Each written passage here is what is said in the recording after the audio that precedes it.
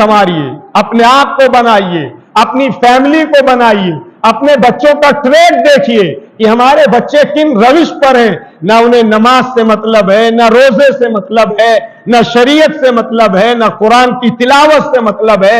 आवारा गर्दी में और शराब नोशी में और लफंगेपन में, लुच्चेपन में और अपने वक्त को जाया करने में, मोबाइल का गलत इस्तेमाल करने में आप अपने बच्चों को देखिए कि किस हद तक पहुंच चुके।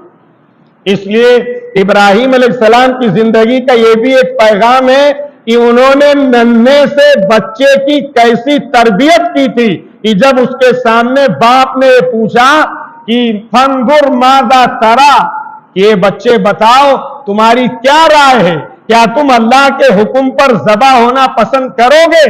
तो उस बच्चे ने क्या कहा था, या अबती फ़अल मा तुअमर, कि अब्बा आपको अल्लाह का हुक्म दिया गया, आप उसको कर गुजरिए, उसको कर गुजरिए, मेरी यह राय है। हमारे बच्चे भी ऐसे इताअत गुजार हो, फर्मा बरदार हो नहार हो कि बड़ों की इज्जत करें, बड़ों के साथ अदब का मामला करें, माँ बाप के सामने अपने आप को झुका के रखें, अपने आप को माँ बाप के लिए वैसा बना के पेश करें जैसा कुरान में अल्लाह ने करने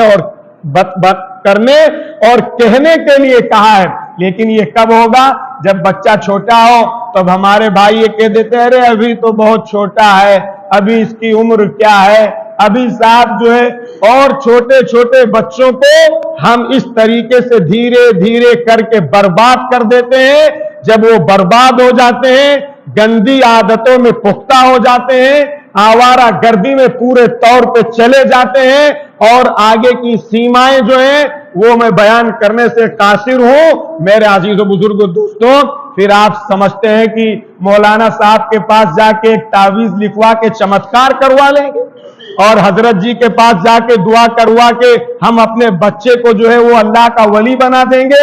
ऐसा होता नहीं है।